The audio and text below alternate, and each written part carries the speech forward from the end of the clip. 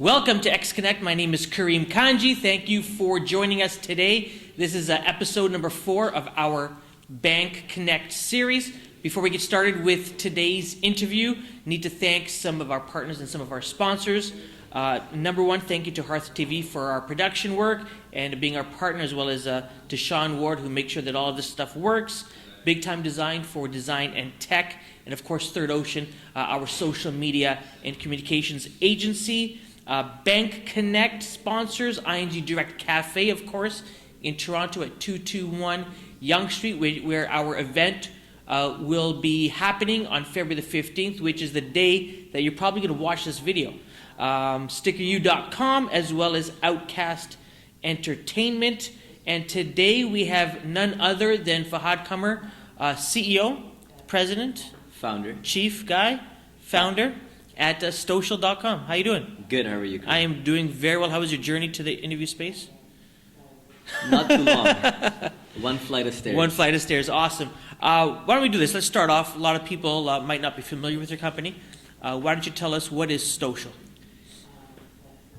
So in brief, it's really, think of it as your real-time stock network, or your real-time source for business and financial news. It's really about bringing all this content that's out on the internet together in one spot. It becomes your one-stop shop, right? Okay. So typically, like if you're looking at financial news, you're looking at multiple sites. You're looking at the Wall Street Journal. You're looking at Bloomberg. You're looking at CNBC. You're looking at Financial Post, Globe and Mail. Okay. Various sources.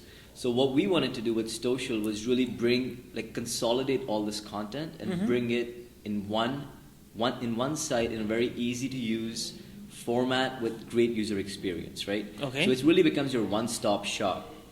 And what we've done with Stoshal is really, we were thinking about how people want to engage with financial news, right? Okay. So there are two types of folks out there. One is someone who's super interested in the market, always wants to stay on top of what's happening, what's ticking, wants to know exactly when there is movement within the market, right? So for these people who are really into the market, what we have is there's all this real-time content that we're pulling in from Twitter. And this provides you with information as it's happening. We all know that on average, news on Twitter breaks 15 minutes prior to any wire. So before the Globe and Mails, before the Bloombergs capture, it typically breaks on Twitter. And if you're really into finance, then you can use Stoshal to capture that real-time data. But then when you think about it, there are some folks, and I'm sure most of us fall in this category, where we think about, we don't want to follow the market as it's happening, but at the end of the day, we do want to know what happened, right? We want to know when someone from Apple, when their chief marketing officer left and joined JCPenney. Sure. Interesting news. Bad move. We want to. Anyways. Well, he has big plans. He has big plans. We want to know all the cool stuff that's happening within the business world, right? Okay. And that's also another component of Stoshal as far as the user experience is concerned, because what we do is we take all this content that is being generated from various wires, we're taking all this content that is being generated on Twitter, and we're surfacing the most compelling content. So when you go home after your busy day at work, and you kick back on the couch and you pop open your iPad, and when you want to see what happened today, you can just go on Stoshal and look at the most compelling content that was read by the most people, that most people think is the best content for that day. And we're surfacing that to you, so you don't have to go through Google, Yahoo, whatever the case is. You can just come to Stoshal and get your daily dose of business news. So if you want to know what's happening with Apple, you're able to consolidate all Apple news on your screen and the various sources that have been talking about Apple. Exactly. For that day. And so I'm curious about a couple of things. So number one, and using Twitter as the example of source of information, how does your platform determine whether something's actually true or not? Somebody might, tweet out, and it could be from a credible source, tweet out news that actually is false. And does that matter at all with your platform? So there are two components to this. As far as the news is concerned, that's typically not the issue that we have with news, because news is coming from sources like Bloomberg, CNBC. So all these wires are actually tweeting all the articles that they're putting on their site. They do tweet about it. Okay. So the news component, the issue with the validity of the content is not really that prominent as far as the news is concerned. But you will see a lot of content on Twitter where people talk about trading. So they'll mention stuff like, I'm going long on Google because I see an inverted head and shoulders pattern, right? Okay. Now, to really extract that content and understand if A, it's accurate, B, is it even, like how do you, when someone is tweeting going long Google versus someone saying, versus someone talking about an inverted head and shoulders, it's really two different types of content, right? Someone is really detailed, someone's really brief. What we do is we look to understand what's the cloud score of the person that's really talking about the content, right? What's his financial expertise? And we're really surfacing content which is important, which other people think adds value in terms of understanding the subject. Interesting. I want to come back to social, but I want to talk about some of the things that you've done Sure. previous. I've been told you worked side by side with Paul Allen. That's true. Okay, so a lot of people would get glassy-eyed to hear about that. Tell me about that experience. How did that start? What did you guys do? So I worked for Vulcan. Okay. I worked within their investments group. Vulcan is Paul's operating company. Does everything from managing his investments to managing his assets. So we did, obviously his biggest holding is Microsoft. Sure. So we managed that. He has investments with Redfin, some nat gas companies, and obviously he owns the Seattle Seahawks and the Portland Trailblazers. Yeah. So really working with the portfolio companies, managing his portfolio, understanding what's happening within his life, and really increasing his net worth. So you come from a technology background or finance background? So it's weird because I think I have a Okay. background in both, right? Okay. So my degrees in computer science and economics from Okay. Western. Yeah. Weird combination. Started off working at IBM. Okay.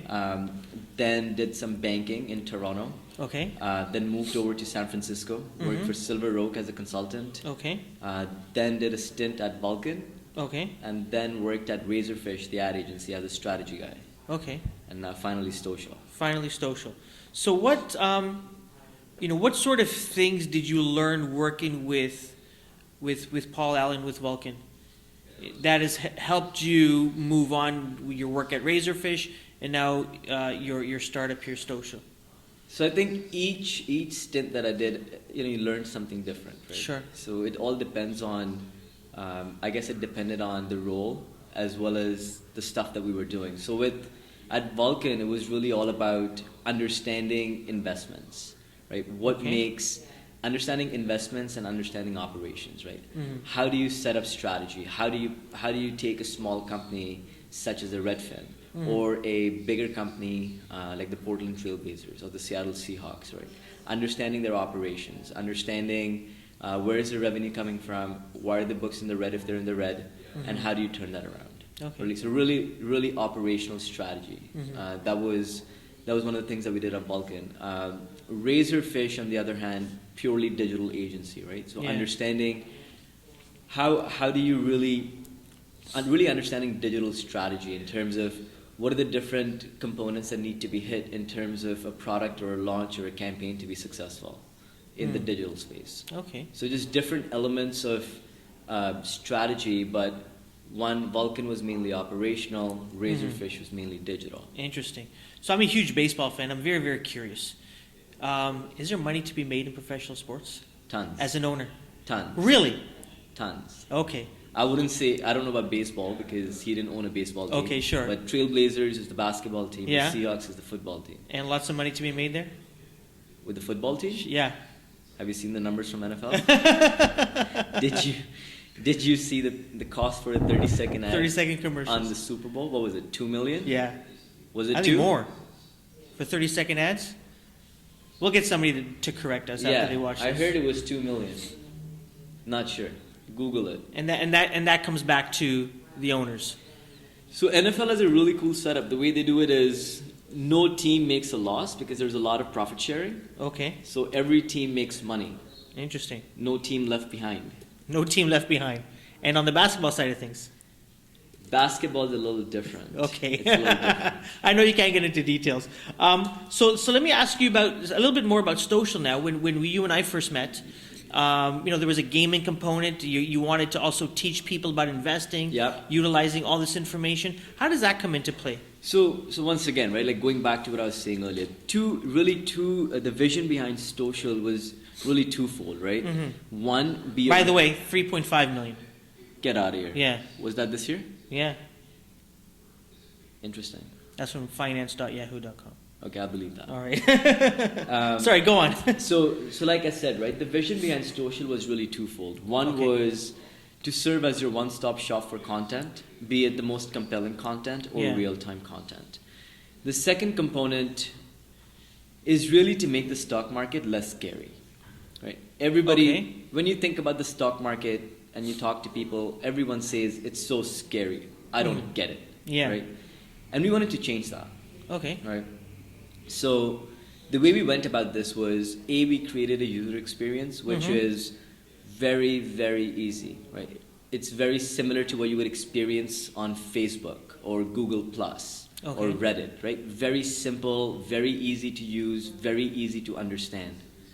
And then we took all the learnings from all these companies out there with best practices, right? Such as, once again, Facebook, the Twitters, the Sure. Google Pluses. And what we wanted to instill within Social was this component of collaboration and sharing and asking. Interesting. So say, for instance, The if- social aspect of all the this. social aspect, exactly. But really encouraging people to collaborate with other people, really encouraging the asking of questions. So say, for instance, if you're interested in purchasing Apple, Yeah. you could really go on Social and say, hey, it's after earnings, Apple had a fantastic quarter, knocked the ball out the park, should I still go long Apple? And then you can expect the experts who are on Social to help you understand what the impact is going to be of these earnings. Is the stock Interesting. still going to increase or decrease? So we've added this element which basically nurtures investing, right? Okay. In terms of understanding how the market is moving and making the stock market less scary. So on one side, you have all this content which helps you understand what's Information, happening yeah. in the market. Okay. It educates you, and then on the other side, you have this collaboration aspect where you can actually ask people in terms of what your thoughts are, and if it's a good trade or not a good trade. What we've also done is we've partnered with some of the universities. We have Ashland University, we have Waterloo, we have Okay. Western, we have McGill, and there are professors on board.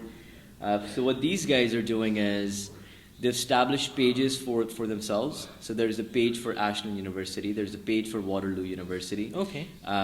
They're going online. They're making trades. They're asking questions. Professors are posing questions to their students. It's Yeah. just very open-ended in terms of the discussions that they would previously probably have in the class or not have at all because they did not have a medium which allowed them to do so. Okay. But now they have an online portal where they can have an open discussion with all the privacy settings. So the discussion that the University of Waterloo professor is having with his students is actually restricted only to his Only class. to them. And is that part of your monetization plan as well, or is Waterloo paying for No, they're this not. access and this It's information? a free portal. Okay. That's very interesting. So you're bringing the market to the people in a way that people would understand and learn from, rather than having the market there and people kind of saying, oh, that looks like a scary beast. Exactly. To me. It's making it less scary. Yeah. Now, we also spoke about the other side of it, the opportunity for the model to then now for you to approach financial institutions. I was wondering if you're able to shed some light on that as well. What's this pertaining to? In terms So when- of reaching out to financial Yeah, institutions? yeah. So when you and I spoke earlier, late last year, you're saying, this is the public-facing platform that people are going to use. You're also working on something bigger, being able to approach the financial institutions, banks, and such to offer some of the API information Yeah. or some insights as well. So that's mainly it's really a derivative of Social, right? Okay. Obviously, we're a startup. Sure. There's a lot of good content on our site. What we notice is once someone learns about social and they come to social and they're actually interested in business news, financial news, news pertaining to the stock market, this does become their destination site.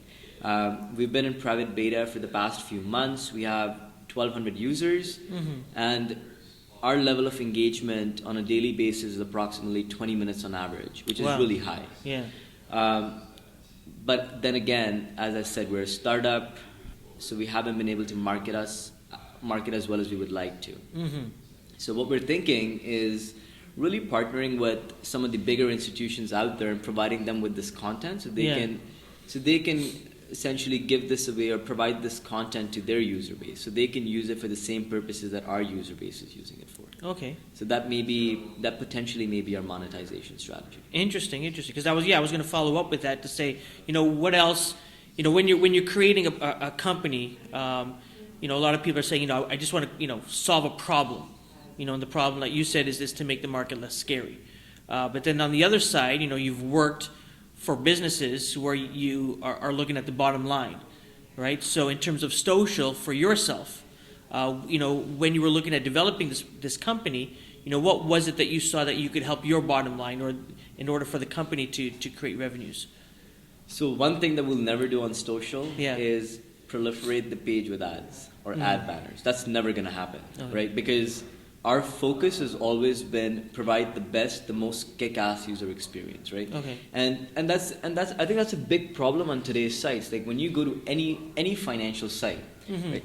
It's A lot of banner ads. galore, Yeah. right? It's frigging banners everywhere. Yeah. And not only does it take away from the user experience, but it pushes back on the content, right? You're thinking, should I look at this little banner which talks about how I lose 40 pounds of belly fat? Yeah. Or should I Sure. look at market news, right? So ad revenue as far as big bad banners on our site, not a strategy for us. We want to maintain the look and feel of social. Yeah. We are speaking with a few companies as far as sponsorship is concerned. Okay. So very classy ads as far as maybe the stream is being sponsored by company X. right? Okay. So that's an opportunity. Interesting. The second piece is what I referred to earlier, which was all about taking the content that we have on our site and providing exactly the same content to other publishers. And one thing that we do really well on social are social interactions, right? And that also stems from the name. But when you're on social, even though the news source may be Twitter, it may be Bloomberg, Sure. it may be CNBC, it may be Globe and Mail. It doesn't matter. Okay. What we've done is we've built this scalable framework which allows you to interact with all the content. Now, say for instance, someone tweets about Apple, right? Okay. They say they're super bullish on Apple, Okay. right? Within social, even though it's a tweet, you can actually have a communication or you can have a conversation with that person pertaining to Apple. So we've created this framework which allows conversation to be fluid. It's nested conversation. It's really addressing the issue on Twitter where you may tweet about something but you can't have a nested or a fluid conversation because it's all tweets. Yeah. Right? So what we're doing is we're bringing external content, but we're allowing you to have conversation on social. And this is what we're offering to publishers, that when they take our stream, they're not just taking the content, they're taking this framework which allows their users to interact with their content and interact with one another on their page. Interesting. I wonder if you've ever put yourself in a position of a bank or some of these other financial institutions, who have maybe high net worth clients, who are buying things like mutual funds and stocks on a regular basis, and seeing whether your platform can enable them to service their clients better. In terms of? Well, I just, everyone's always looking for more information, like you said. Sure. Especially if you're in sales, and if your job as a salesperson, for example, at Scotia McLeod is to ensure that your clients are getting more value, are utilizing your services more. Can social be a tool for them to interact with their clients, to help them make better decisions and use, for example, Scotia McLeod to continue to actually make those transactions happen because of the information and knowledge that they've gained from social? So I think it depends, right? So it depends on like it would be unfair for us to claim something along the lines that Stocial will provide you with better information than say Bloomberg Terminal, right? You pay Sure. $2,500 for the Bloomberg Terminal, and it's providing you with a wealth of information, Yeah. right? So obviously the institutional guys do need that. Yeah. Some of the things that you can take away from Stocial is the sentiment, right? Understanding what is the sentiment within the social universe, right? And there are hedge funds that are doing that today. Like there's Derwent Capital that's doing it. It's a hedge fund solely based on Twitter data, and it's really capturing sentiment and making trades based on all the conversation that's happening on Twitter. Interesting. Right. The returns for this year were actually fantastic. Oh, I think wow. they beat the market by double digits. Wow. So there's obviously the sentiment component that does come into play, and that's something that we're looking into. We're playing in that field currently, and understanding how all this social data rolls up to provide actionable content, which can be used by individual traders or institutional traders, and really optimize their entire investment making decision. Right. Interesting. But the key to that is understanding the sentiment in the market. So you have to understand whether is the market bullish or is the market bearish, right? Okay. And also at the stock level, so understanding what's the general consensus, what's the general market sentiment for a specific ticker. But secondly, when you look at a site like Stocial, you see a lot of content, Yeah. right? So there's a lot of content that's happening, and how much of this content can you digest, right, quickly, such that you can make a good investment decision. And that's the next piece to Stocial. It's really taking all this content, understanding it, and providing it in such a fashion that's easily digestible and it's actionable for the institutional investor or the individual investor. Interesting. Will Stocial ever be a platform that enables people to make trades?